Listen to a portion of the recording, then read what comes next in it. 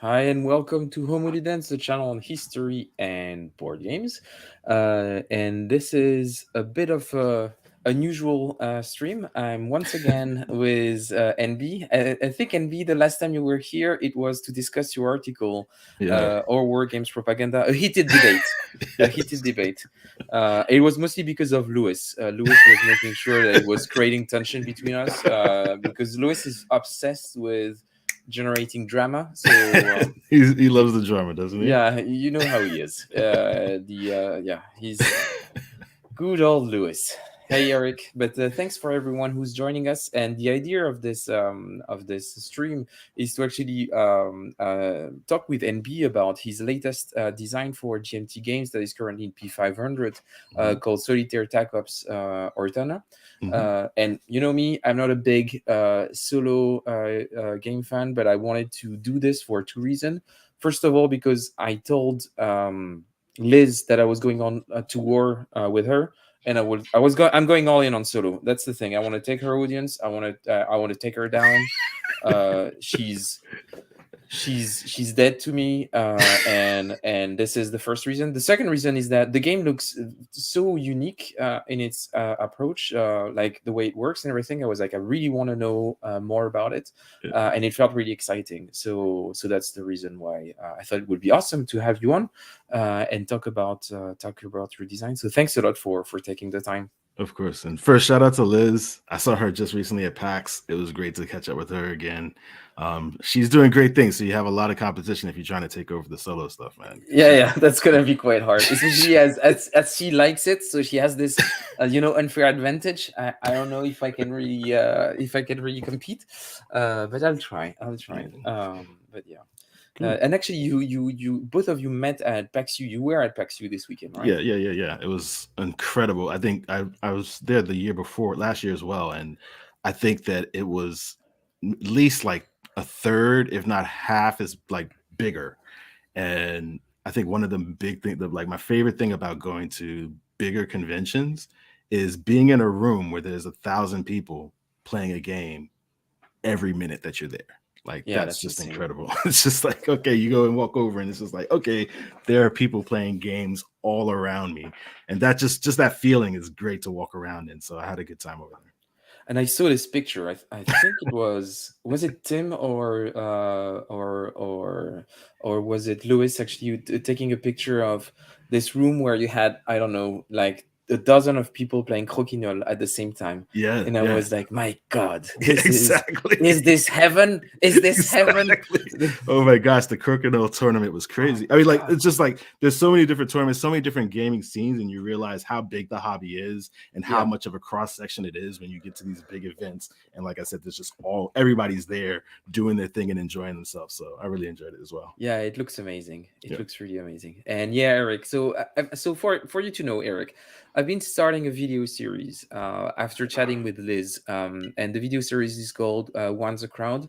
For now, I only did a single video with Russ because Russ also has been trying to convert me to solo games, and we played Mm. Halls of Agra, That was fun. from Trumpet Games. Amazing surprise. I didn't think I would like it at all. I was like, and originally I told the publisher, don't send me a review copy. I will not play it. I'm not interested. Like I was really rude about that it. that game looks so good though, man. Yeah, It's it like does look good, but I was like, ugh, bleh, I don't want to play it. And then Russ told me you need to play it. It's really oh good. man. So I reached out to the publisher and I said, "Oh, I'm sorry, I was so rude. Someone in my community told me I should play it and everything." So I finally acted. So I got the review copy and we played it with Russ, and I was like it Nice. was really really good. Nice. Super storytelling, very fun and everything. So yeah, so there's this series that we're starting, so expect more stuff. We should be playing Stilico Mm. from From Hollenspiel yep. with Liz as the next episode for Once a Crowd. And yeah, I will keep exploring stuff. So I'm also open to suggestions.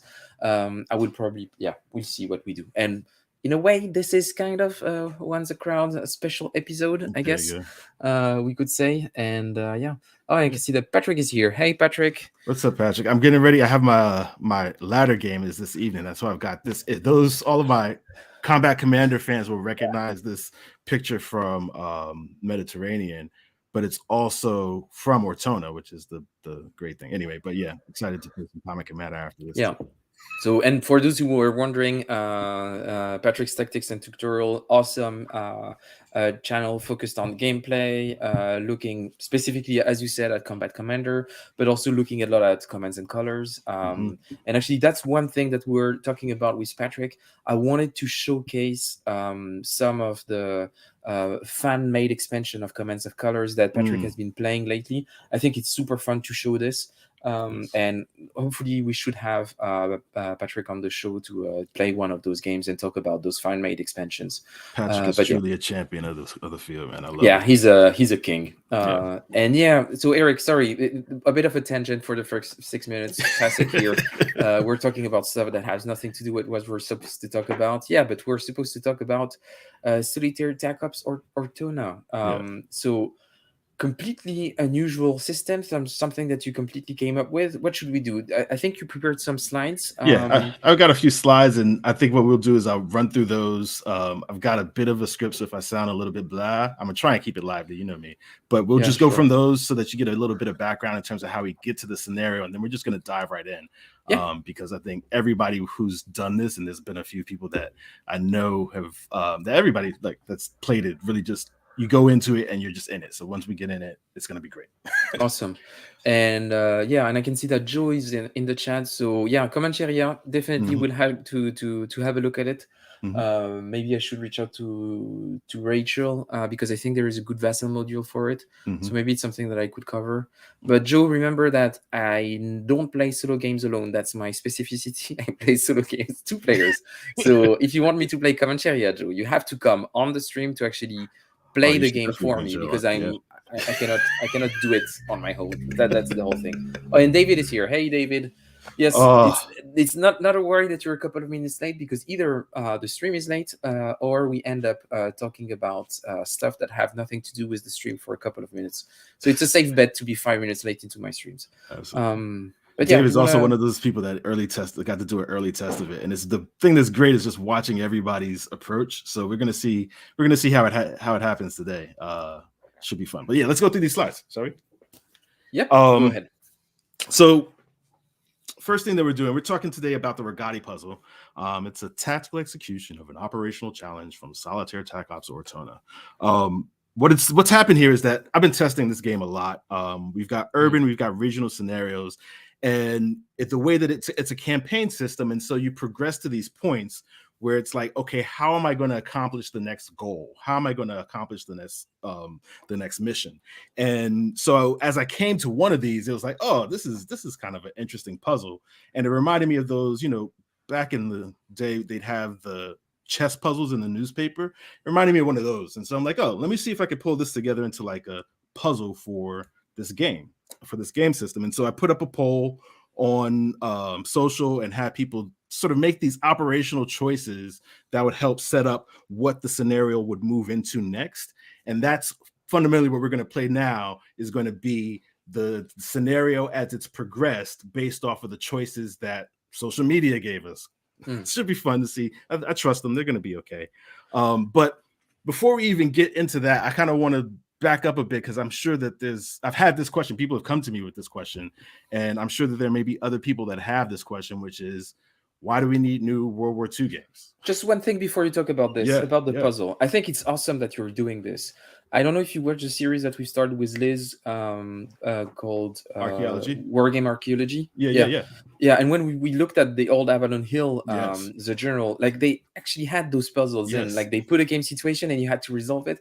And when I saw that you were doing this on Twitter, I was like, oh, that's really cool. Like it's coming back to the roots, it's like you have a situation, you need to find, I thought it was really cool. Thank you. Yeah, I think that, and this is kind of, it's a key into sort of my approach to design as well, in terms of like, I'm thinking about this from that perspective of what is the tactical situation, what's the operational situation, what's the strategic situation, and what are the decisions that need to go into planning before you even execute what you're going to do. And so, we'll get into that in a bit. But I want to talk about the fact that why am I making a World War II game? Because I think a lot of people probably have heard of me through Cross Bronx Expressway and are like, okay, but why are you making a World War II game, especially like with all these other like underrepresented topics that you could be covering? There's so many World War II games out there. Why do we really need like new World War II games? And I say we absolutely do. In 2023, we absolutely need new World War II games with the emphasis on new. And the Yeah. reason for that is because there's new data, like new data is being gathered about World War II as we speak. One of the interesting things that we found is that over the pandemic, one of the things that was happening in the, well, not necessarily the background, in the front ground for some people, but was a lot of digitization was happening of old records. And so there's a lot of new documents and stuff like that that are coming online, new data that's been digitized, that's just now being made available for the masses to go out and go look. And so, yes, the new data is a source for new theories, right? And if you have new theories, that's going to go and breed into new scholarship, because you go and take the theories, you test them against the data, and it's going to give you whole new perspectives on this war that we thought we knew so much about. And once you've got that new scholarship, you can start thinking about, okay, well, how do we build out these new models? And that's sort of what the approach that my thing is like. How do we think about new models for representing the new things that we know about what happened in World War II, right? And so that's the reason I would say, yeah, absolutely. We do need new games about World War II. So I have a question about this. Do you feel like how important it is on changing the scholarship, this digitalization of all the data? Do you think it's as consequential or very different than when the USSR archives open up?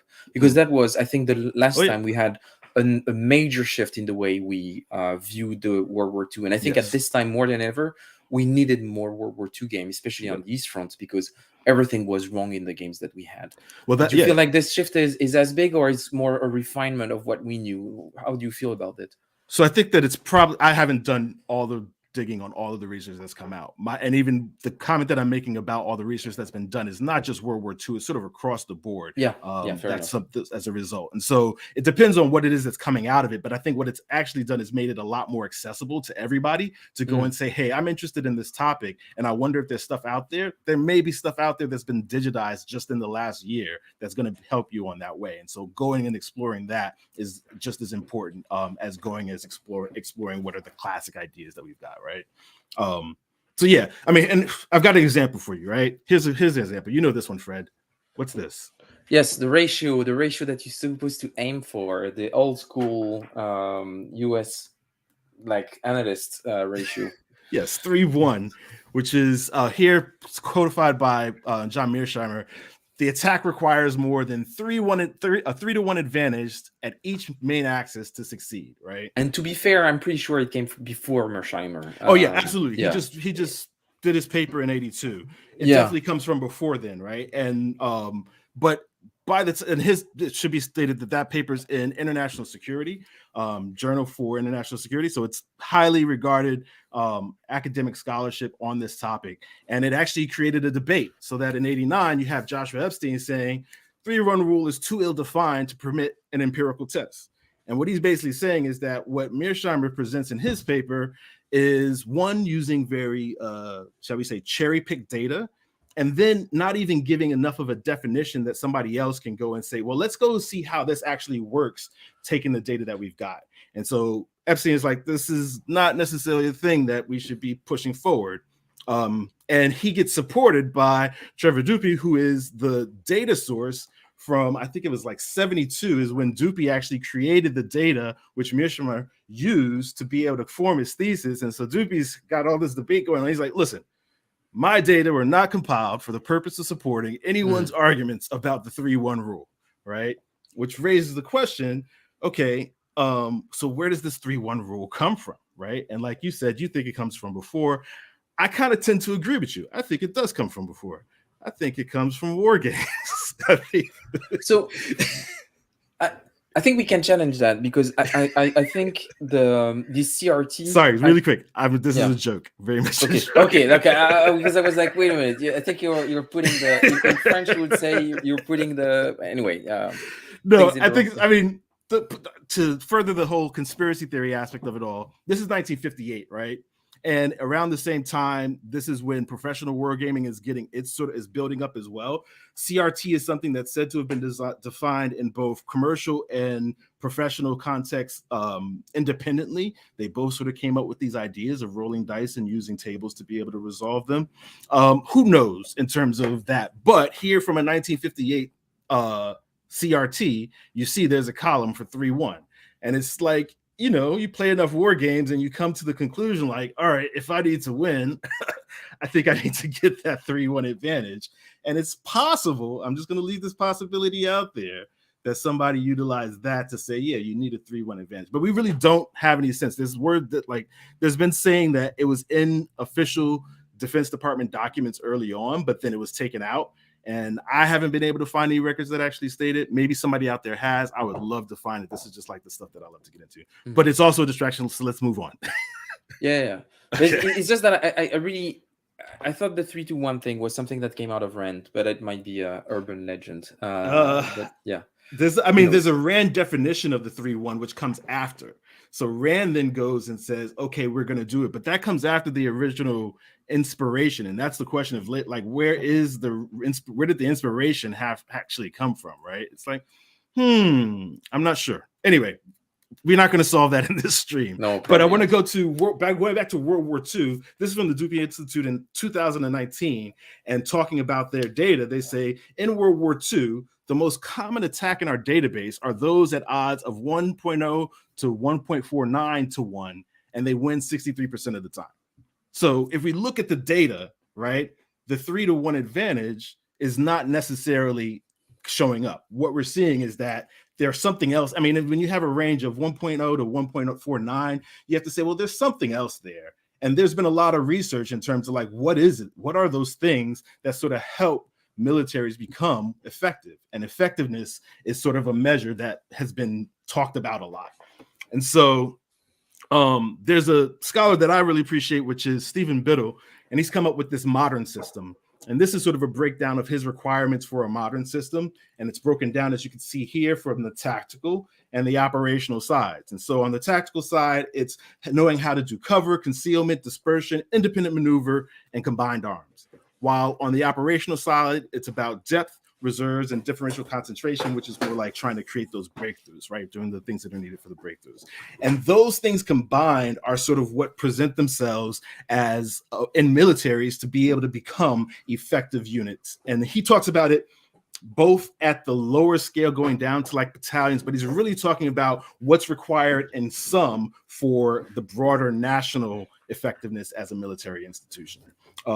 But for my purposes, I'm more interested in what's a little bit lower scale. And so you've got Anthony King, who's followed up on his work and talked specifically about small unit effectiveness. And here you can see, he says small unit effectiveness will have sufficient individual and collective skills so that it can maneuver together under fire without sustaining excessive casualties and is able to fire effectively through the coordinated, timely, and accurate use of all its weapons. That's a mouthful, but that quote right there is kind of at the core of the tactical ops, TacOps the TacOps system and how it's represented in the models that we've got going forward. So that's the background, right? I love to talk about this stuff. I could talk about the theories behind this model a whole lot more. I've got a bunch of articles that are inside GMT right now. There's going to be some more coming. If you want to get into that stuff, have a read of those articles. If you can find me somewhere else online, we can talk about it. But in the meantime, just a note on this. Rachel was reminding us earlier that your latest article was just published today. Yes, there we go. So I should have another one here. There's 3 articles that are about the theories that are sort of behind it that are now inside GMT if you want to catch up on that. But today we're here to play. So let's get into the play, right? So from this point, I'm just going to go through and talk about the actual puzzle itself. And then before you talk about the puzzle, there was one question from Darren here that I left aside to not bring it in here, but I think it's an interesting question, but it's a bit more general. Yep. So Darren is asking, when do you know when to move from your project from concept to playtesting refinement? Ooh, that's a good question. Hard question. I don't want to answer it. So that's on you. You're the guest. I would just chill, and I will read this in the meantime. You know, while you're. What When is you were that? talking about it, I was like, wait a minute, Dupuis, I know that Oh, name. And I literally had the book nice. next to me, and I was like, Awesome. hey, cool. Awesome. So when do you know your project is going from concept to play testing and refinement? I think ultimately you have to have the idea of what the pieces like. What are the components? The concept is like, what's the idea that you're going to build on, and then you got to get, at some point you've got to get to components, right? And as soon as you have a sense of components, whether digitally or physically, you just got to start moving those things around. I've actually, there's a time when I used to go rules first. I used to just like love to write rules. I would write rules. So I have a concept, let me write all the rules, then try and get the components together and then see if they work to the rules. I've gotten to a point right now where it's a lot more efficient for me to think through conceptually what it is, think through what the components are, and just move them around and then refine the rules based off of moving around, so that I spend actually less time editing rules. Because I don't know about you, Fred, but editing rules, I love rules writing, but I love editing it. rules, it's just like, It's my favorite part. is Like, I it? will tell you, yeah, I Oh, cannot stop editing rules. oh, that's a different. But Yeah, yeah, that's sort of that's how my quick answer in terms of like going there is like, once you start going, for me, it's like once you start going to the refinement of rules, that's when it's sort of you're there. When you start still making big changes and big swapping, then it's like, okay, it's still conceptually what you're trying to achieve. Once you've got that clear, then it's like, okay, now I'm refining the rules to make it into something. Does that make sense? it does. I Cool. hope that answers Darren's question. Cool. Good. I'll bring your screen back in. You're gonna share from, yeah. Yep. Here we go. Yeah. All right. So the Rigati puzzle. If you look, I don't know if my mouse is visible. My mouse Yeah, is, it yeah, is. it Yeah. is. All right, there we go. So if you look here, this is Villa Rigati. And where you see these markers down here is where the scenario left off for me playing the initial part, right? And so the goal we're going to set up, and we're going to set up along this line right here. And then our goal is fundamentally just, we've got to take this town. And so the thing that needs to be said before we even begin is that this is an ahistorical setup. This happened earlier today. This would have happened 80 years ago, earlier today, where Princess Patricia's light infantry regiment went across the Moro River and went to attack Villa Rigati. The plan was for it to be a surprise, so they didn't have any artillery support, and it just so happened they managed to get all the way into the town and maintain their surprise and caught the Germans pretty much unaware. There was still some in bed. They took the town. There was a little bit of resistance, and they were able to get control. So that's historically what happened. There wasn't much of a fight on that initial approach. The Germans would then mount a counterattack, but that's not what we're going to get into. This point is just for that initial approach. In my initial approach, it just failed. I got up there. They were already ready. Nobody was in bed. There was a machine gun here that was just ready to take out people that were approaching from this way. The tanks came up the road pretty quickly. There was a whole artillery barrage that stopped at the approach on the right side, and it was just deadly. The Canadians had to pull back to the positions that you see here. So the questions that I sort of asked on social were around, okay, what are we going to do next, right? And the first question was, when are we going to attack? Are we going to do an immediate attack? Because if you look here, this is from this side is from the sort of campaign view, and it's at 3 o'clock. It started at midnight. It took until 3 o'clock is when the patricians not returned back to the line, but had withdrawn. And so at 3 o'clock, they're trying to make the decision of, do we plan out our next attack right away so that they start 3:30, 4 o'clock, they just go right back at it? Do they start within the next 6 hours, which would put it at around 9 o'clock? Or do they even delay a little bit longer until like afternoon? Because right now, at the same time, the Seaforth Highlanders are here attacking towards San Leonardo, and the Hasty Peas are attacking up here towards San Donato, and there's no results that have come back. They don't know what's happening over there.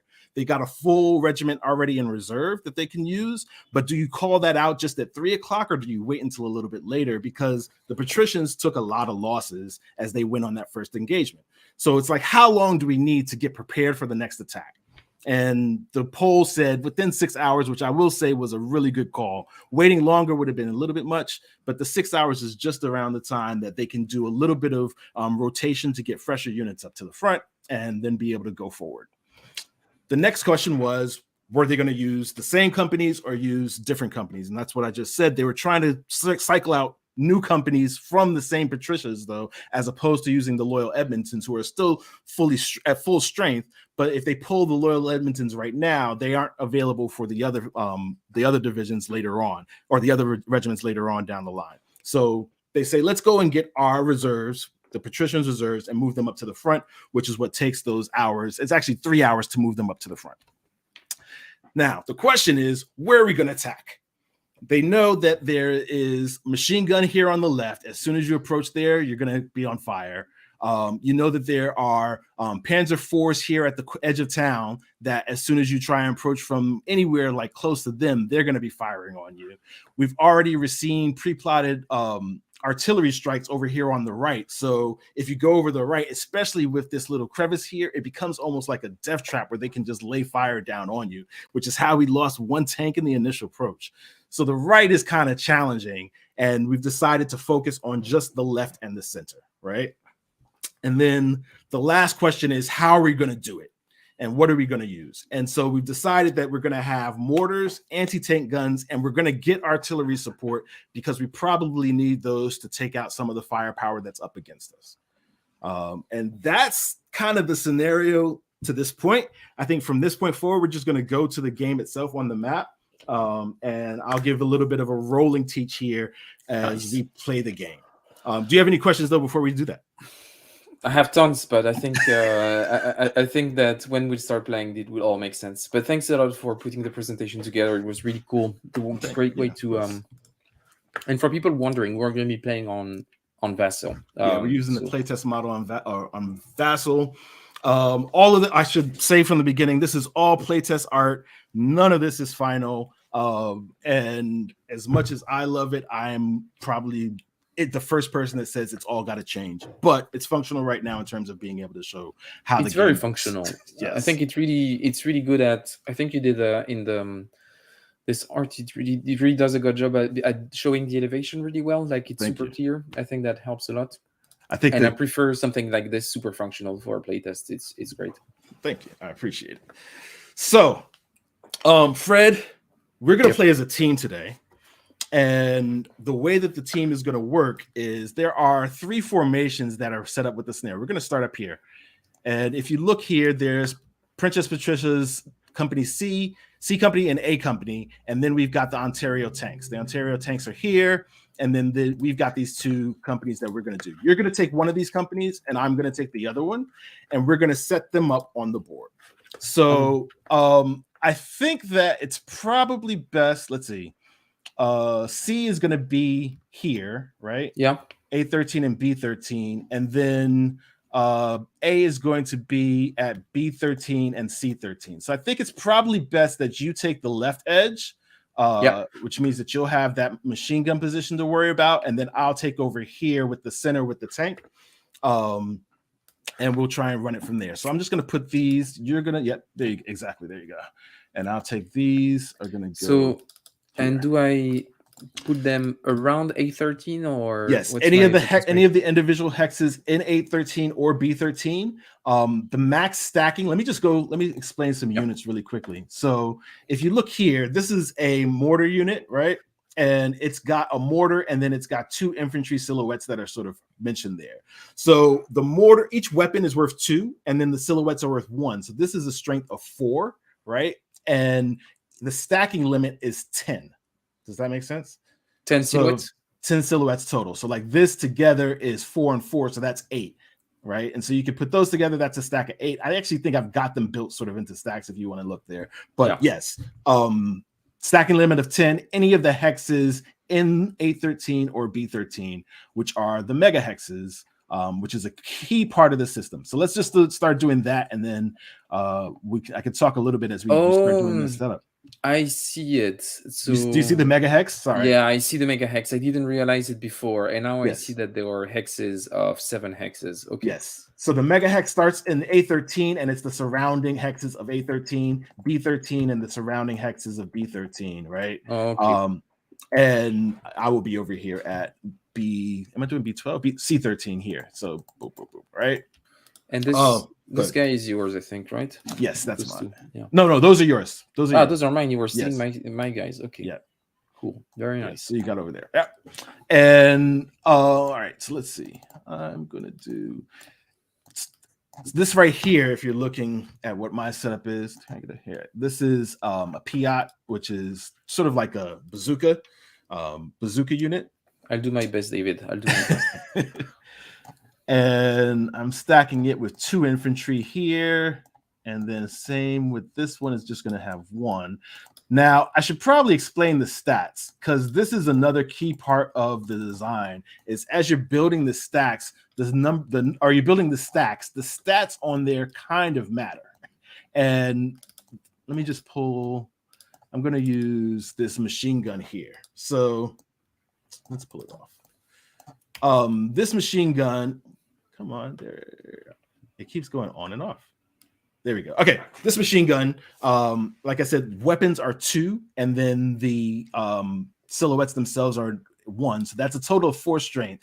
On the left, that number is awareness. And awareness is sort of your heads up. What is the heads up capability of this formation in terms of being able to move, in terms of if they are attacked by surprise, how heads up are they to be able to respond to what's coming at them or be able to look forward to what's going to be happening. So that's the number on the left? On the left is the awareness, yes. Okay. The number on the right is the heads down. That's the work. And so if there's work that needs to be done, we're probably not going to do it here, but you may want to dig a trench. That's heads down work. Similarly, one thing that we're going to be doing a lot of is searching. And searching is when the megahexes are set up, and we'll have these, let's just put one here, these potential contact markers here, right? And that's just, we don't know what that is yet. But we can go and we can do the work to search this megahex to figure out, is it safe in there? And that'll reveal what's there. Let's just reveal here to see. This is probably blank. Oh, no, this is a move. So there's a bunch of these.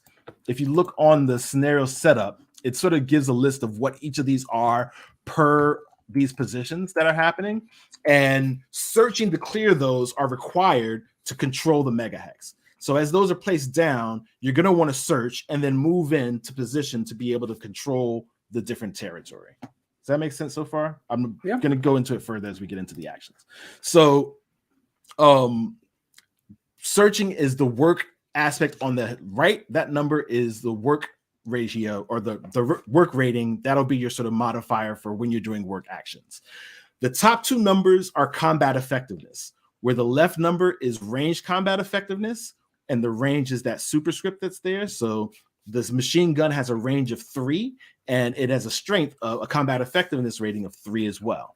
And then the 3 on the right is the close combat effectiveness. So if you are just adjacent to a unit, you are ineffectively doing close combat, so you use the number on the right. Whereas if you're in a range distance, you can use the range if they are within your range. There is melee, which is where units get on top of units in the same hex. And when that's the case, you're just going to use the silhouette strength, right? Does that make sense? So if there's melee, it goes down to just silhouette strength. If it's adjacent, use the close combat. If it's farther than adjacent, you can use range combat. Okay, cool. All right, so it looks like you've got pretty good setup there. I'm going to go here. We're going to go like this, and then I think I want to push this one here. And I'm just going what types of game did inspire you when you were coming up with this? So biggest inspiration, I was one of the topics on I think it was the second article on the Inside GMT is about how City Fight was a big inspiration for this. Which is an old SPI game by Steven Donaldson and Joe Barkowski. Amazing game, double blind, really hard to table, really hard to get people committed to it, to play it. But if you ever have the chance, it's absolutely worth it. And I don't think there's any game that sort of captures what it captures. This game is not a remake of it by any chance, but it's definitely heavily influenced by how much it inspired me. But there's others. Like I like Balkowski just in general. So a lot of like the micro things that happen come from there, and then all the other influences as well. Cool. So the other one that we do have is we have these tanks, and they set up down here.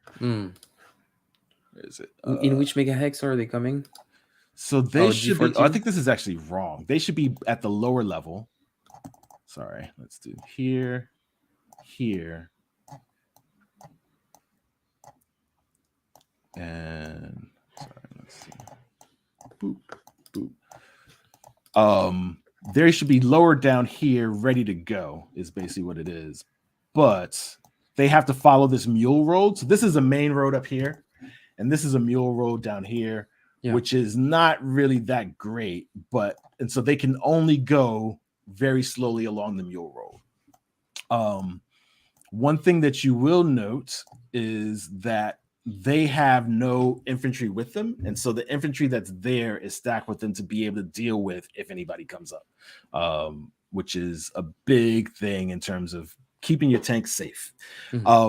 And they also have no awareness, right? So the tanks themselves have a 0 awareness. So if they try and move on their own, it becomes really, really challenging. And so having infantry there that can help guide them is one of the important things of having those there. Okay. Right? Engineers will sort of travel with them if there's any other thing, because they have that high work value to be able to get things going along. Right? Okay. So I will say that in general, the plan with the tanks is not until we've gotten good contact above. So we may not even get to it in this playthrough where the tanks come into play, but we'll just leave them on the board for as it is right now. Make sense? Yeah, makes sense. Okay. So now we're all set up. I'm just looking at what you've got set up. You're okay. There's a rule that may have changed the way that you're going to set up, but I'm just going to make you fail because of that. And so there's cohesion rules in terms of being able to send out extended commands. But let's look at the dashboard, and that's going to help us understand the actual flow of play, right? So here's our dashboard here. And if you look really quickly, this first objective is to attack that machine gun position right there, right? And we've been given 2 turns to do that in, right? So within 2 turns, we want to attack this machine gun position. Now, once we've completed one of our objectives, the thing that you have to do is you call into HQ, you say we've completed this objective, or we are not going to complete this objective, and then they tell you what to do next. Which more than likely, if we've completed it, they'll say keep going, or they'll say withdraw, or they'll say hold for more reinforcements, whatever it is that they're going to tell us, right? So we've got 2 turns, which means that our checkpoint is going to be on this turn 2, where they're expecting us to call, right? If we do our objective, then that shifts down to the next one where we'll get 4 more turns to complete that objective. Okay. Does that make sense? Yeah. And if we've gotten the next one, then we move and shift that one down. Similarly, the German position, the first thing that they're doing is they're going to hold out until the first casualty. And then as soon as they hit that first casualty, they'll shift down into their next objective, where they're trying to get 8 Axis casualties, where they're trying to do as much damage as they can, but they're only willing to take 8 Axis casualties. If they've gotten those 8 Axis casualties, well, then they're going to bring in the tanks, and it's going to be a lot more of a bigger counterattack. Does that make sense? And then it goes to the end. So and, just there is a quick question here from Meandering Mike, and I was also wondering about this. So we can see on your map that you decided to have roads along X sides and not in hexes. Yes. I was wondering, why did you make that decision?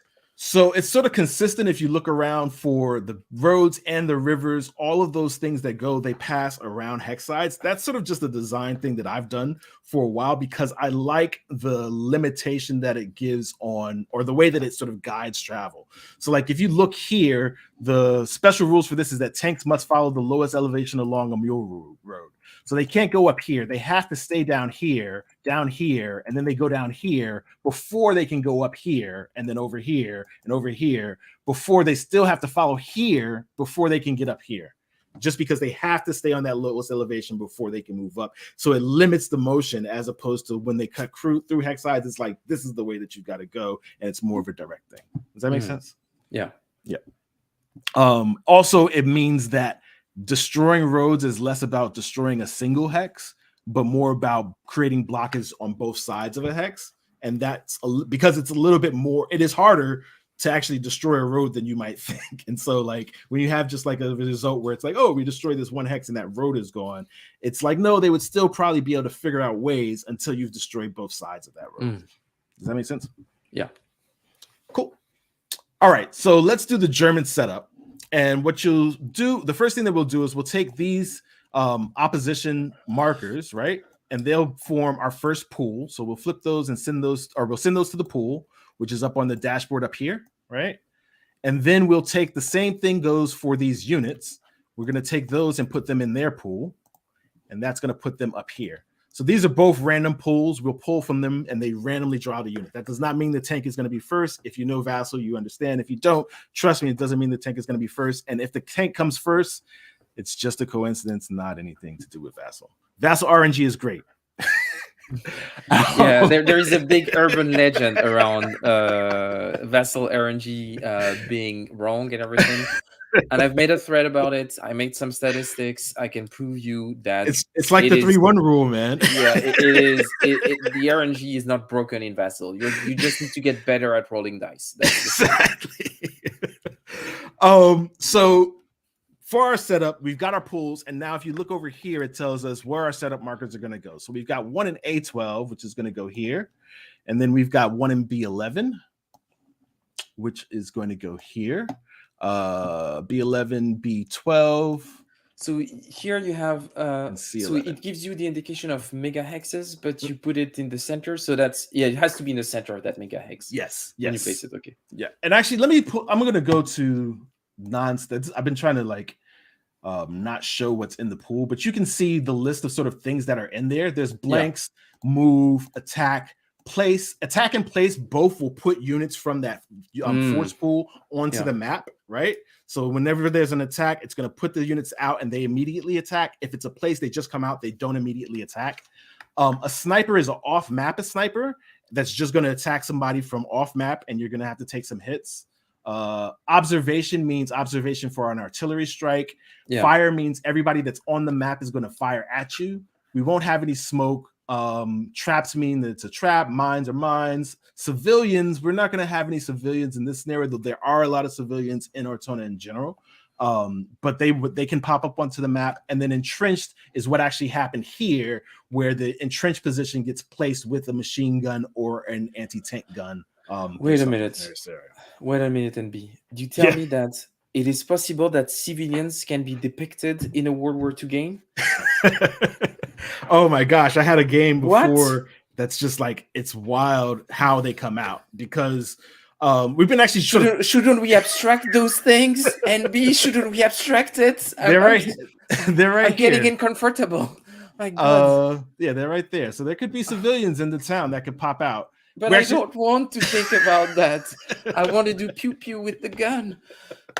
It's one of those things. So I'll tell you, this is one of the things about Ortona specifically, and why they're civilians, is there were tunnels beneath Ortona, and the Canadians didn't necessarily know where those tunnels were, but the Germans did. And it's one of the reasons that they were able to reinforce the front so quickly, is that they were sending people up through the tunnels and they were disappearing through these tunnels.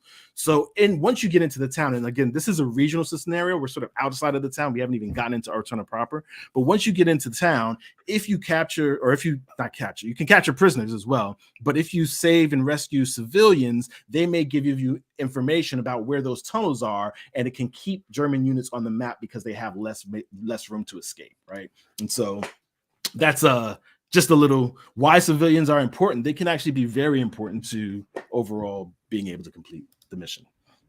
Good. Cool. So we've got these initial markers that are out there, right? And that's sort of, they're not units, they are just potential contact. We don't know what's going to happen there. It should be said that if the stacking limit per megahex is 2 potential contact markers, if a third one is placed, then you automatically have to reveal the bottom one, right? Okay. There are a bunch of rules that are going to put contact markers out. You should expect there's going to be lots of contact markers that are going to show up in this play. Last thing that I just want to go over before we take our first turn is control, which is control. There's no zones of control for the units. The zones of control are the megahexes, and the units have to exert control over the megahexes. So we had detachments that started up here in the center position, and they have control of that because every hex in the megahex is adjacent to them. And that's the requirement for control, is if there's every hex in the megahex is adjacent to one of your units, you have control over it so long as there's not anybody else in there, including the potential contact markers. So if you clear potential contact and there's no German units and you don't have any way for them to approach without being adjacent to you, then you have control over the megahex. Does that make sense? Yeah. All right. All right. So then this last little bit of setup here, we have the bridge, which was already built, which is how we got across. And then the entrenchments were already there. The panzer's already up there. I think it's actually not on here, but we should also place, because we use artillery, we got the artillery support, which is here on the dashboard. We've got a 4-strength artillery. This should be placed, we should place a spot. And since you're over in that left, I'll let you place that spot somewhere that we want to be able to have our artillery firing. Well, we definitely want to have our artillery firing here, right? I don't know. It's up to you. I think this, but out of selfishness, because I want to be successful, and then say, NB, you're not doing your job. I'm gonna have it here, and then I can look at you fighting alone against a tank and say, "What's wrong with you? Like, get your shit together." All right. So the spot just means that we've pre-plotted that, right? Yeah. It still takes an action to be able to have them fire it, and so whenever you want to make that call to say, let's fire the artillery, you can do that. We can talk a little bit now in terms of like, what is our initial plan? Like, do you want to try and approach to get under this ridge first and then call in the artillery? Or do you want to call in the artillery and then make the move? So I think I would like to make the move first. It might be bold, but I would like just to be just under the ridge here, then do the call of the artillery. Then I would be in a position to move in as soon as the artillery strike is done. So that was a bit what I had in mind when I had set up. Okay. But yeah, I haven't thought about it too much, but that was the general gist of it. Yeah. Okay. That makes a lot of sense. And then on my end, I'm trying to get these 2 Piats as close as they can to be able to fire right on these tanks and take that one tank out. That's the first thing that I'm trying to do, especially since you're not giving me the artillery support. I think we need to try and get the firepower into town to be able to shoot. It's just a tiny tank, NB. Like, it's you've got anti-tank everywhere. Like, if you have anti-tank guns, why do you need anything else? Like, we literally gave you the anti-tank guns. Yeah. All right. Well, we're gonna see how it goes, right? So, all right, we have a sense of what we're going to do. We're not going to worry about our tanks until we've got a better position closer into the town. And now it's in terms of how we take a turn. So we've got 2 turns. Every turn starts off, if you want, I'll pop it up here. Where's my aids? So here you can see, here's our sequence of play. The first thing that we do every turn is we're going to roll for initiative. And I haven't even explained the dice, which I think is one of the things that people are going to love about this. If you're an RPG player and you have played either Ironsworn or Starforge, you'll have like, oh, I recognize that.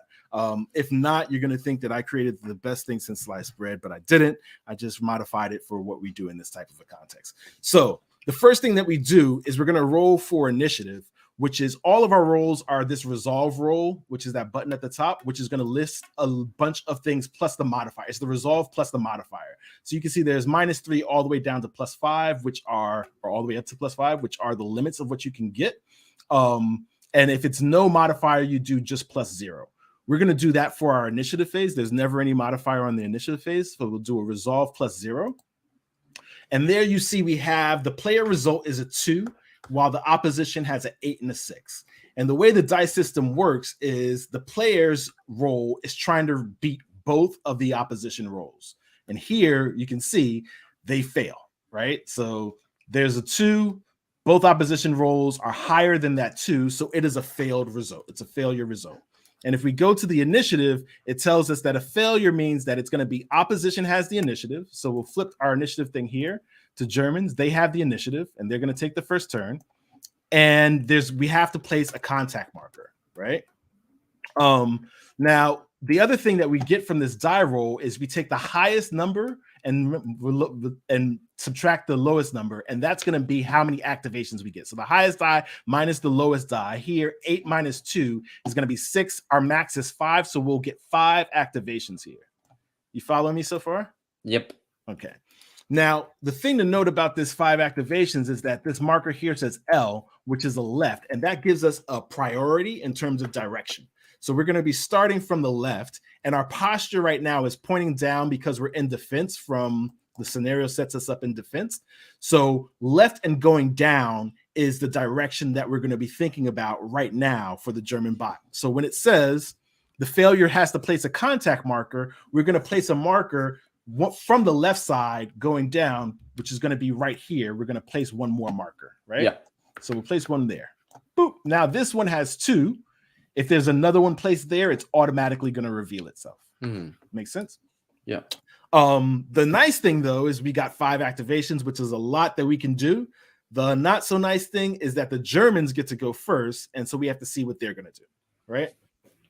So if we look at the opposition activation phase, which is now we're in the German activation phase, the first thing they do is they look at their units and they move 2 hexes in the posture direction and attack when adjacent. Now, this is not true for an entrenched machine gun. They're going to always stay in place, and this tank as well is always going to stay in place now until there's a bigger approach. They're not going to go down this hill because they have to go back. They can only go through the town and back through the road. So this is their forward position right now. Does that make sense? Yeah. So there's not going to be any of their units are going to act. None of their units are going to activate right now. So now we go and we reveal potential contact markers if there are any in megahexes with Canadian units. So right now there's no Canadian megahexes in no Canadians in the megahexes with the contact markers. So we don't have to reveal any of those. Make sense? Okay. Yeah. And then the last thing is we perform our posture action, which is if we look over here, our posture action tells us that we need to reveal 1 and then place 1, right? You see that? Yeah. And so reveal, again, is going to look at our priority, which is down and to the left. So it's going to start here, right? So we'll reveal the bottom one here, right? And we'll flip that. Oh, my goodness. Well, we've been spotted for our artillery strike. So they must have gotten wind that we were coming, and they've already pre-plotted artillery for you, Fred. And so you want to do this? If you roll the hex D6, it's going to tell us where their spot is going to go. It goes in 5, which is here, right? So we'll place one of their spots there.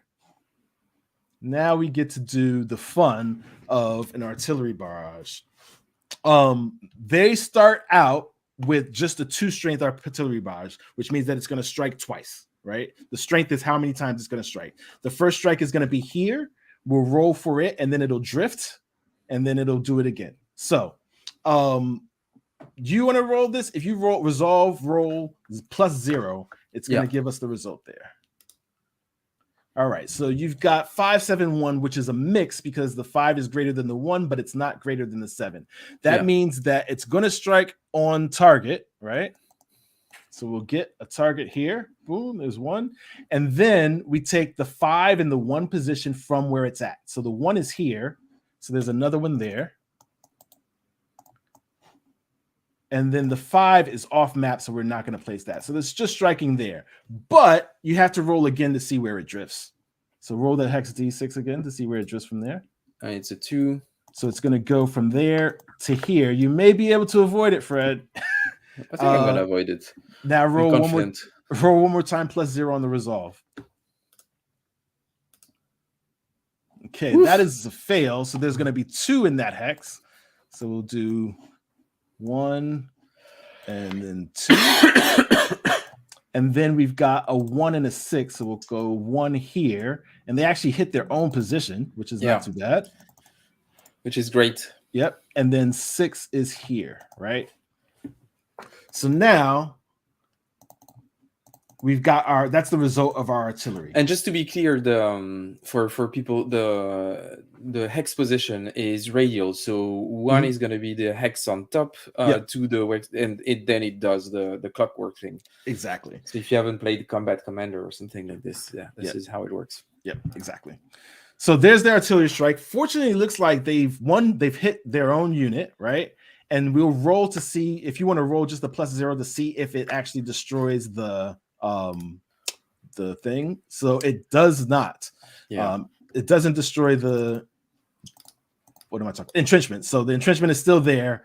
But also this barrage are going to stay until the end of the turn, which means that if you move in there, you would get attacked by the barrage as well, right? So that's an unfortunate thing. But other than that, it's a pretty good result from you, right? Yeah, I'm pretty happy. So we'll flip this. What happens? Or actually, this artillery, that's the only one that they have in the pool right now. So that goes out. That's deleted. We don't have to worry about another artillery strike, which is good. But that did happen. And did you place next round? Because now I have to play one and place one. Yeah. So now we have to place one, and the direction is still the same. So it's going to go right on top of that that stack right there. Let me just pull. This is the hard part about Vassal, of trying to stack things in order. There we go. Okay. And how are you going to do this in the physical copy? It would be like just like, do you have going to have big hexes and smaller chits? How do you think about it? Yeah, there's small circle chits. It works really well in person. You go, you flip them, and they stack on top of each other. You look at the bottom. It works really well. Just, digital lives aren't always as easy as you want them to be. All right. So now that is going to be the last part of the German turn. So it shifts to us. And we've got 5 activations, right? Nice. So in terms of an activation, when you do an activation, you're activating a single hex, right? So you can say, I'm activating this 1 hex, and all of the units in there are going to be activated for that action. If you go over to the player part of the player aid, it tells us what those actions are, and there's really only 3 actions. I'm going to start from the bottom, which is there's an attack, which everybody can imagine what an attack is. Then there's work, when we're trying to do one of the work actions that I talked about earlier. And then the last one is maneuver. And maneuver is kind of the most flexible action, because when you maneuver, you're basically rolling to get movement points, MP. And then afterwards, you can spend those MP to just move, or you can move 1 hex, or move a minimum of 1 hex, and then perform another action if you have MP remaining. Does that make sense? So you can do combine actions with maneuver. Attack and work always are singular actions, and you can never do a maneuver that starts. You always have to move once in maneuver to start. That's the first thing to know. So you can't just roll for maneuver to attack. You have to attack by itself. Does that make sense? Yep. So you can activate 1 hex. The thing, though, is that we have this command, right? And right now we have 12 command, which is what we got from the scenario. You can spin 1 command and then activate all of the units adjacent to that hex, right? So by example, if you activate this hex, you get to activate all of those by spending a command. And this is what I was saying, something that I could have told you during setup, that if you group them together, you can move more of them. Well, that's fine. Got it. So this command is limited, you'll notice. And we're sharing it. So choosing when to use it and when it's important to use it is going to be a big thing, right? And then once you decide, so the first thing you do is say, this is the hex I want to activate. Your roll for the decision on that, mixed, success, mixed, or fail. And then based off of that decision, you can decide, now I'm going to spin the command to spread that result to everybody else, right? Any questions? Good? No, I think it's good. So what do we want to do first? I think I want to move all the units in that hex. Yep. To get in those 2 positions here. Okay. So if I activate all of them, I take the highest awareness. So you choose the hex that you want to activate, the commanding hex. Yeah, which I think is probably this one, right? Yeah, the B13, this one. Yeah. So you're choosing this stack, right? And the highest awareness in that stack is a 2. Yeah. So you're gonna roll a resolve roll +2. And actually, first you do the activation first. So you'll shift this down. Boop. Yep. To 4. Yeah. Yep. And now you can do the roll. So I do a resolve roll, and I do a resolve +2. Yep. Okay. Ooh, barely. Yeah, that was pretty close, but your position was so bad that we made it. Yep. Yes. So the other thing that you can do, so right now I'm assuming you're doing that for maneuver, which means that off of the maneuver, you've got the roll plus the awareness for the success of that, right? So you're going to get 3 movement points. Something that you can do is you can spend more of your command to increase your roll. So you can get up to 4, maybe 5 if you wanted to. You just have to spend command to utilize it. Also, though, you first need to say, are you going to activate all the rest of them and spend the command for that? Yeah, I'm going to activate all of them and spend the command for that. Okay, so take that down to 11 first. And now you can decide, is 3 enough, or do you want more MP that you can spend command for? So it depends, because I just want to go up to here, and I think some of the units I would be fine with them staying in the... Okay. Yeah. So I think 3 is enough for you to get up there. Okay, good. Yeah. And it's worth noting that you have 3 movement points for every single unit, not just the stacks. You can move them as a stack, but every single unit can independently move with 3 movement points. Okay. Yep. And the movement points is, I guess, 1 in clear and +1 if I go uphill. Yep, exactly.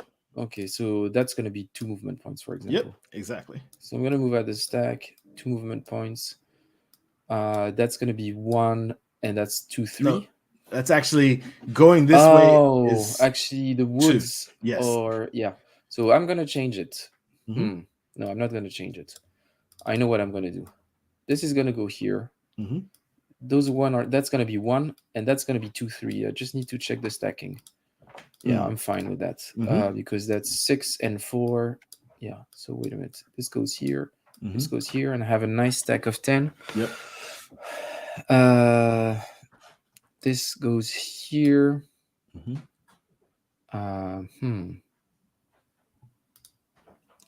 Interesting. That's going to be only 1, 2, 1, 2. You can go 3 into the clear. I could, yeah, but I don't want to be here. I'm not insane. That being said, they could do this 3, and they could go here. Yeah. It's not really the move that I wanted to do, but I can see some of the constraints now. Maybe I should have spent that fucking command. But that's good. Yeah. Good. All right. So that's that activation, right? Yeah. All right. I think I'm gonna take my shot here, and we're gonna try and activate here. And these, I actually gave you one of my machine guns. That's the machine gun stack. It's actually mine, but I want you to have it over there, because if you can get that machine gun into the clear here, then you've got that whole left covered, right? You want to basically get what they've got with that machine gun, right? So I'm gonna use my Piats and try and get this mortar up a little bit closer as well. It is gonna expose us to that tank for sure. But the other thing that I'm going to try and do, and you couldn't do this because you didn't have enough MP left to be able to clear these the potential contact markers that are there. I want to hopefully be able to maneuver and clear this potential contact marker so that they don't get to respond before I get to respond again. Does that make sense? Yeah. So I'm going to activate to start this one here, which again has 2 awareness. So I'm rolling +2. We'll spin that. We'll start the activation, right? Rolling +2. And we're both getting it pretty close here. That's a 5, but it's a success. So I'm going to have 5 MP, and I'll spin the command to activate all of the adjacent ones there, right? So we're now down to 10 command, and I will take these units, and I want them to come up. Let's think about this. So we've got 5 MP. Who's going to be the best to do the search? Okay. So this one's going to be the bold one. They're going to go 1. This is bold. Yeah. 2, 3. Oh yeah. That's less, maybe. Yeah. 4, 5. Right. Woof. Right to the front of town. They've already they saw the artillery's already gone off. So they're like, yeah, we're going. This is it right here. Right. But what we're going to try and do is divide the attention a little bit. So we'll go 1, 2, 3, 4. Right. And then this last one will go 1, and then 2, 3, and it's got 2 MP left. And so we'll use those 2 MP that are left to try and clear this hex, to search and clear this hex and do the work, right?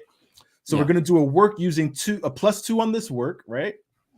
to try and search out what's going on in that hex. So we resolve +2 on the work action. And that's a success. That's a clear success for once. 753. That's a clear success. So that gives us 2 work. We're only going to need to do 1 because there's only 1 marker here, because you spend each of those work to be able to clear the marker. So we'll look at this, and what it does is it gives us a bonus DRM for any result that happens here. We get a bonus +1, right? So we'll reveal it, and look at that. It's blank. We don't even have to worry about it. The blanks flip back and go back into the pool. And now we don't control this hex, but if we get that tank out, we would. Yeah. Right? Because you're adjacent to every hex in the mega hex, but there is still 1 unit from the opponent. Yeah, exactly. And so that's going to end the turn. But the nice thing now is that they don't have the contact to be able to do anything else. It's just the tank, and we've still got 3 activations left.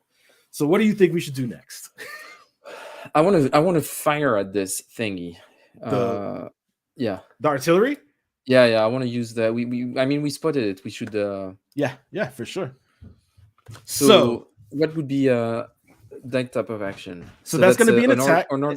It's going to be an ordnance attack, right, on that mark. And you just basically are going to get. We have 4. Now this is the question: do you want to? You see now how the strength works, right? Yeah. Do you want to do 4 or do you want to do 2? You can do all of them right now, or you could just do 2. I'm just going to do 2. Okay.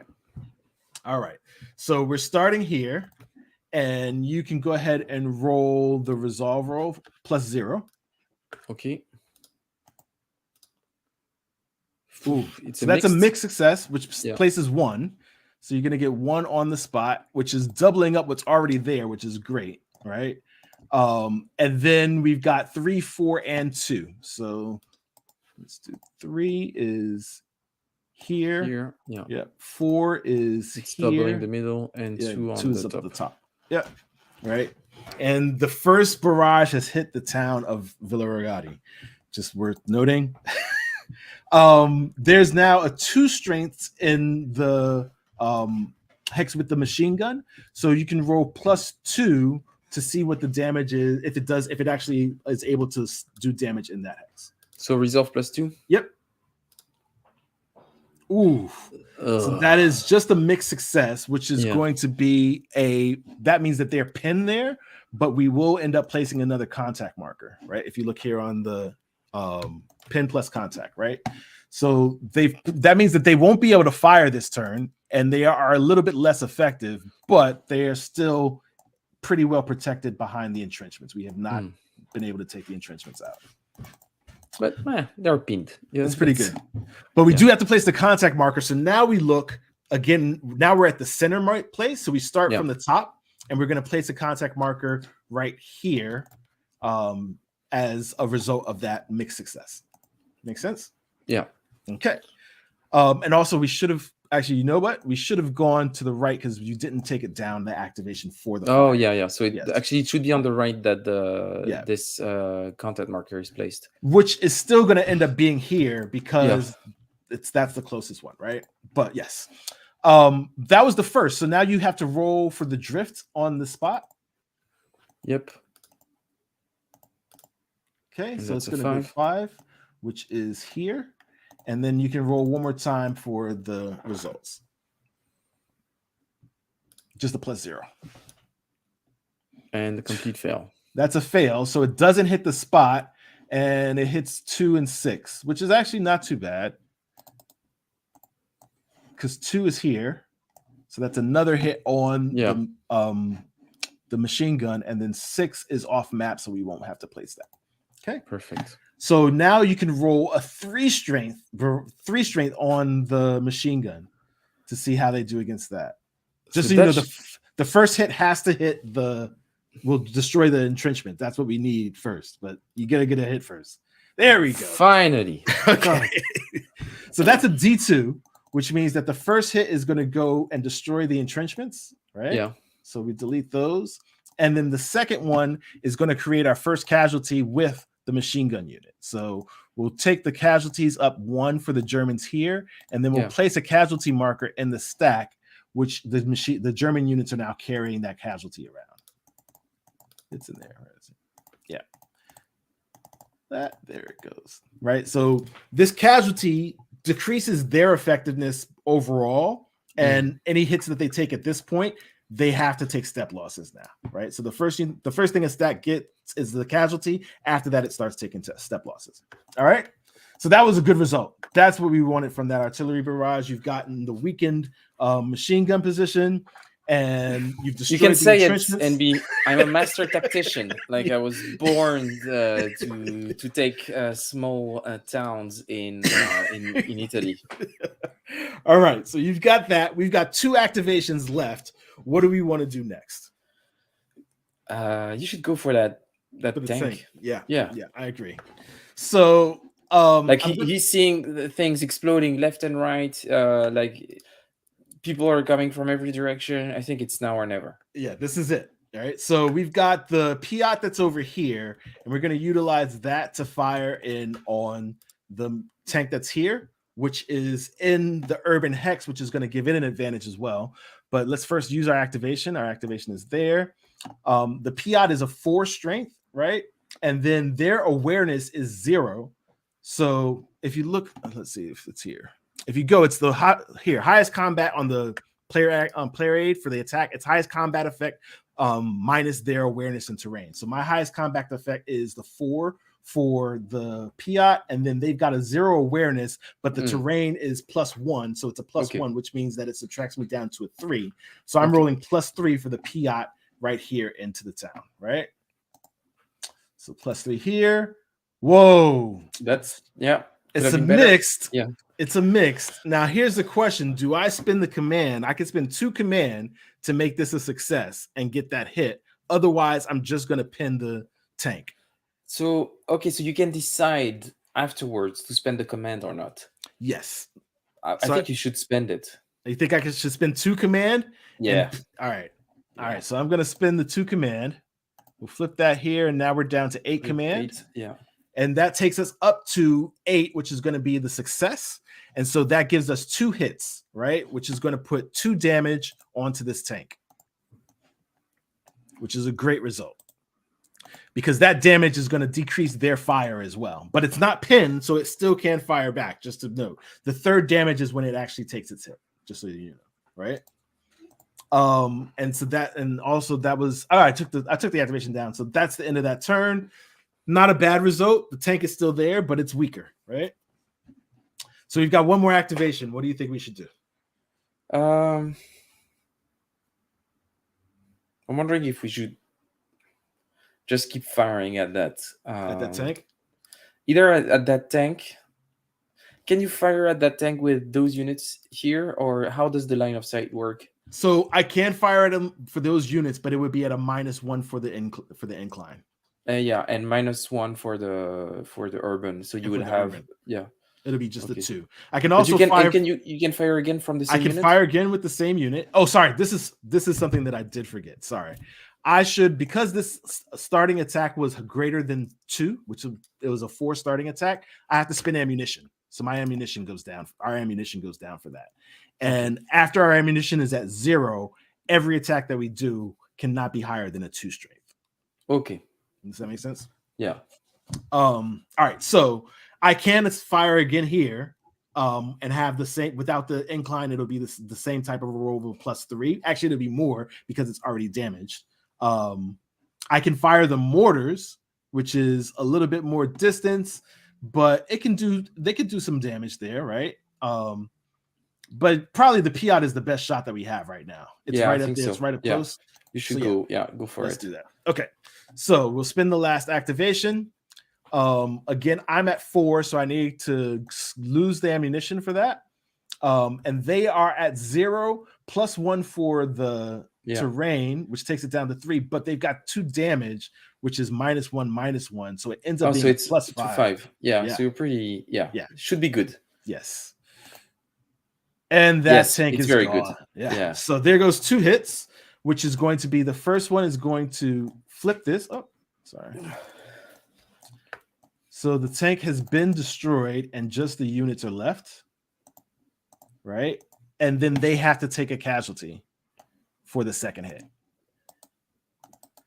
Nice. All right. So that's pretty good result right there. We have done our duty, Fred. We've Yeah, I taken think out it's pretty. their strong firepower position. I think we're doing pretty good. How long is does a turn represent in terms So, of real time? so the way that it's broken down here is 4 turns per hour. So it's like 15 minutes of real time in the turn. Okay. Yeah. I mean, that's a good 15 minutes. I Yeah. would say. Yeah. Yeah. For taking it out, like taking a small town on top of a hill. I think we did great. You did a good. This is a good start for sure. And they Yeah. haven't even come out yet. No. So that ends the turn, right?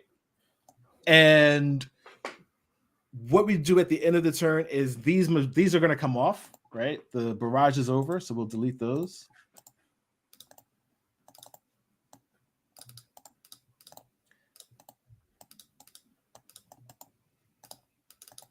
And the pin actually comes off as well. They automatically pin at the end of unpin at the end of the turn, where we actually have to do work to get rid of our pins. So that's a big difference. And we can lose the spot. Actually, no, you still have the spot because you only spent 2. We should have taken this down to 2, right? So there's only 2 left. And that's the end of the turn. We go up to the next turn.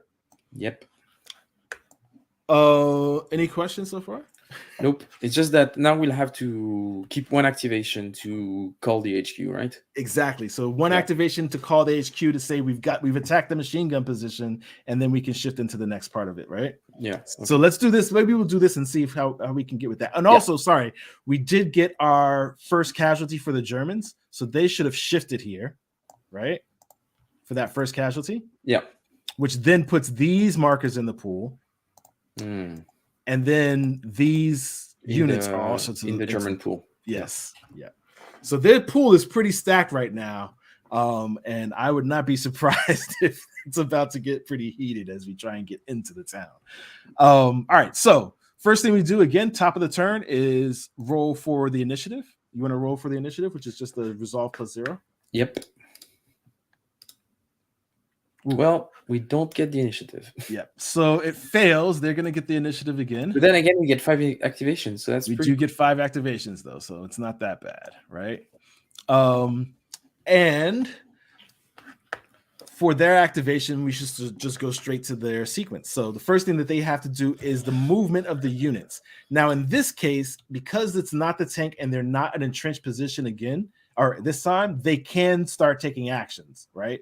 So this unit right here is going to attack immediately this one, right? And it's got a close combat of 1, but it's also carrying a casualty, which is a 0, takes it down to 0. Yeah. We've got a close combat of 1, so it's a +1 on our side for their combat on that. And if we go to the opposition table, it's a little bit different when they're doing the attack. So we're doing an opposition attack where they've got a 0 and we've got a 1, which leaves us with a +1. And we succeed. And so on our success, they will get a casualty. It's an A1. So that means that unit is now going to be eliminated. Look at this. We don't even have to do anything. They kill themselves. And then big success. This casualty, we only got A1, so this casualty is actually still there. And that capturing the casualties is how we gain prisoners. Just as a note, prisoners are good for the campaign because they can help reveal German plans later on. But we're just going to leave it on the map for right now. Okay. Now this one, this machine gun as well, it is going to try and move forward as well. And it's going to use the priority. So it's going to prioritize to the left. And so the closest that it can get on the left is to this unit right here, right? So it'll move 1 up here with the casualty. And it's going to fire. Actually, no, it should leave the casualty because Germans are kind of like that in this regard. Okay. So it's going to then fire down on this unit right here, right? So it's got a ranged of 3, right? And the unit here has an awareness of 2, so that ends up being a net 1 for them. But it's also firing downhill, so it loses 1, so it's a +0 overall.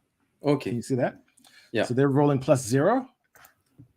So I do result. Yeah. I got it. Yeah. Sorry. And that's we bad. failed. So on that, they get a D2, which means that we're going to take our first casualties. So that's one casualty that we have to take. And this is yours, so you can just make this decision. They either have to retreat to lose the other one, or they take the other hit. What would you like to do? I think they're going to retreat. Okay, so you can retreat that stack. There we go. Okay. And that is that. So that's the end of that activation for that machine gun unit. Then let's see.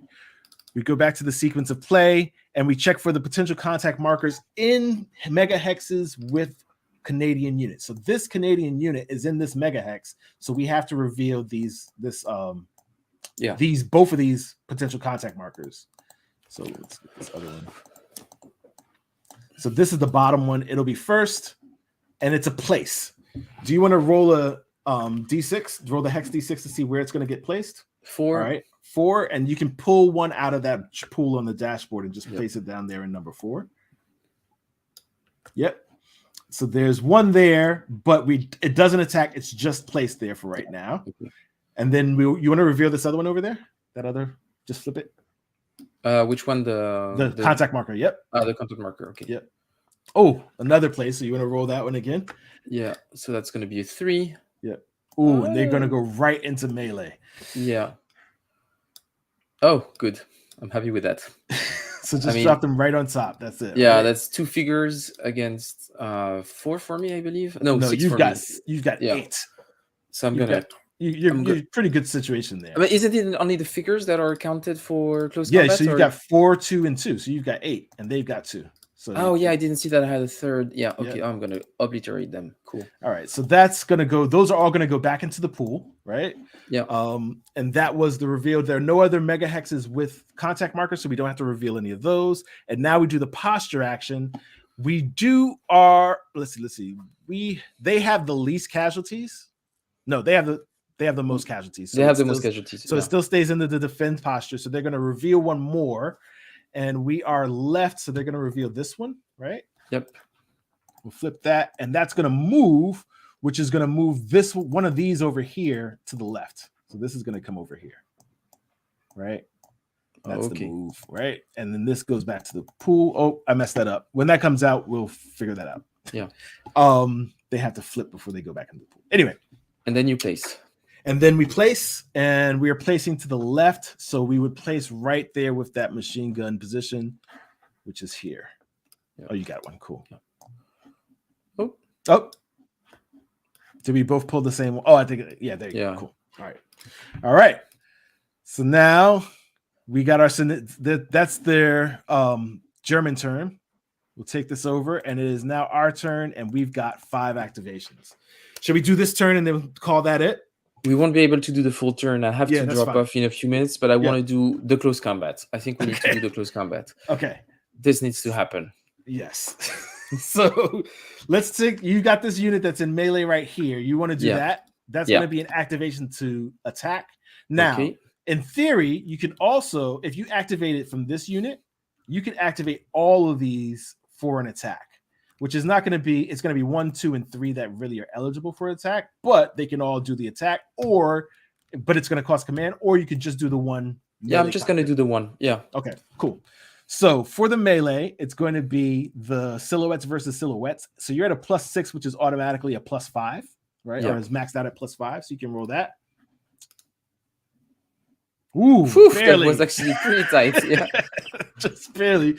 But that is going to be 2 hits that they have to take. So the first one is the casualty, which gets added, right? You would place a casualty first, but then it's also going to eliminate the unit because they've got that one casualty, right? So boom. Does that mean that we capture the casualty straight away? You can, you would keep that casualty in your stack. Yes. Okay, cool. You've now got these prisoners there. And that casualty is up to 4. Yeah. And now you can see here for their objective, if they get 8 casualties, we're already halfway there. They're going to call in for more reinforcements again. But yeah, this is a good place to stop because you've gotten some good successes before those other 2 units come at you. Yeah, but it's funny how narrative a system it is. Thank you, man. Yeah, it's pretty cool. So originally I was like it feels like there is a lot of small things that all interact with each other. But it doesn't. Yeah, once you get into it, it kind of all kind of makes sense. Just But I think I flows. need to play a physical copy of it. Yeah, the physical one is great. Like when you just shifting those pieces around, it flows so quickly and beautifully. Man. I love it. And maybe just to wrap up the discussion, you were saying at the beginning that this was playtest art, and that even though it was functional, you were the first one saying that you were saying that the art needs to be completely remade and everything. What kind of art do you have in mind? Do you have something that would look almost photorealistic, like you would have in a game like Great War Commander, or do you see something more functional? Definitely more functional. I think the thing, especially once you get into the urban scenario, we haven't seen it here where we had the barrages here, but the barrages don't cause the rubble effects that they do in the urban area once you get into the urban maps. Yeah. And so those are going to be markers on map to show that. And I think that if it's too much of the photorealism, that becomes cluttered. So having it clear to sort of be able to present that information is more important for me in that regard. So something that we look closer to Combat Commander, for example. I can't say. I do think that we will go, like, the thing about Combat Commander that's a good reference is hex size. I think that we'll go for the bigger hexes because you can see already that there's a lot of information. I think it's useful. Keep in the hexes, and Combat Commander handles that really well. So I think that sort of sizing on the hexes is what we're going to be looking for. But style wise, I think yes, it's not even the same scale, so it cannot be the same type of design anyway. But just I mean, in the sense that they aim for more functional clarity, clarity. Yes, absolutely. Yeah. Okay, and maybe one last question we have from the chat. So Brent here is asking if the game has any relation between the TacOps computer game. No, it doesn't. I think in the earlier slide, the where that TacOps comes from and where it's sort of like, actually, first of all, the person that named it TacOps, I want to give a big shout out to, because they have been such a big support of this game overall, and that's Kai Jensen. She's the one that gave it the name TacOps. But it really stems from that slide where we were talking about Stephen Biddle, and its tactical and operationals are a part of that modern system, and how that comes together in terms of doing a campaign is what the name comes from. But yes, I know of the TacOps computer game. It is not related to that, though I could imagine a modern version of this that could sort of approach maybe something like that. Yeah. And there's something that we didn't really talk, that we couldn't see necessarily in that playthrough here, but it looks like you have an interesting relationship between the operational level and the tactical level. Yes. Or different scenarios are going to play around this differently, and you're going to first have scenarios that are only on the tactical level, maybe some scenarios mostly on the operational one, and then further you go into the scenarios, you're going to have more and more the intertwine of both. How do you think about approaching it? Just to close out, I'll pop up these two windows, which is the campaign and then the barracks. And this is sort of the operational aspect of it. Operational aspect of it is that we just did the scenario down here, which is for Villa Rogati, right? And these are where our operation, where we spread out across the whole campaign. And we've got to manage, and again, playtest art, this is not the way that it's going to be represented. This is what happens when you try and do a playtest version of Vassal, is that you just got to do things that are kind of weird. But this is a representation of what the forces, the effectiveness of the individual regiments are throughout the whole sector that we've got. And managing that is really what the operational, like, okay, who are we going to send? And so the choices that we were talking about for the puzzle are really what the operational choices that you'll make in the campaign. And then from there, you will go down and fight the tactical situation like we just did here based off of those operational decisions. So we made those operational decisions to call in for the anti-tank weapons and to call in and get the artillery support. And then now we had to play it out to say, okay, where are we going to use this artillery support? How are we going to get those Piats up to there? And how are they going to be the most effective? It makes a lot of sense, and it reminds me of a discussion that I was having with David, I think last week, when we were playing General Orders. So I'm really happy to see that. I think it's I love this kind of approach. I think it's really interesting. Thank you. Cool. Yeah. But we'll have to stop it here, unfortunately, for tonight. I have to go to bed. I'm still a bit sick. Rest up, man, for sure. But it was awesome to have you on. Really, thank you for taking the time and demoing this. Thank you so much. Of course, I guess it will be released after Cross Cross Bronx. Bronx Expressway. Yes. I mean, Hopefully. for those people interested in Cross Bronx, we are in art. It's starting to look amazing. It's coming together. I don't know when we'll do the preview, like, or the sneak peeks and stuff like that. But as soon as we do, I'm really hoping to get everybody excited about that. Yeah, sure. And when you are, feel free to come back on the show. Of We course. could do at some point when we're getting close to actually shipping, maybe having a teach and play of it on the Yeah. channel. That would be awesome. That would But be yeah, great. and thanks everyone who joined to watch the stream. We hope you enjoyed this. We'll certainly play this again because I want to play it again. I want to follow the development of the project. So thanks for watching. And if you wish, and I don't know, I get blurry. I'm not sure why. And if you want to support the channel, you can donate on Ko-fi. The link is somewhere on the page. You'll figure it out. And if you join Ko-fi, you will get an invite to the Discord server, and the Discord server slaps, so you need to join. And if you don't want to do that, that's fair. You can subscribe to the channel. You can like the video. You can leave a comment. That will make the algorithm happy. I will not read it, but that's okay. No, I'm joking. I'm reading all of the comments, and I'm answering most of them. So thank you everyone for being here. Thanks again, NB, for being here. Yeah, and see you everyone soon. I'm not sure when's the next stream. I think the next stream is going to be on Saturday. It should be at 3 p.m. UK time, and it will be the finals for the Vijayanagara tournament. But I will confirm. But it should be that. Oh my And gosh, that game, I got to see that in person. And let me just tell everybody out there, if you haven't gotten your P500 order in yet, go get it in now, because it is the game that you want to put on the table. It looks beautiful. Yeah, it's beautiful. It's beautiful. They did an amazing work on this one. The finals should be funny because it's going to be Joe and I doing our traditional sports commentary Nice. of war games. So that should be fun. So yeah, keep an eye out on Twitter. I will keep posting updates, and then I will actually schedule the stream as soon as we've aligned on everything. But yeah, thanks everyone. See you soon. Cool.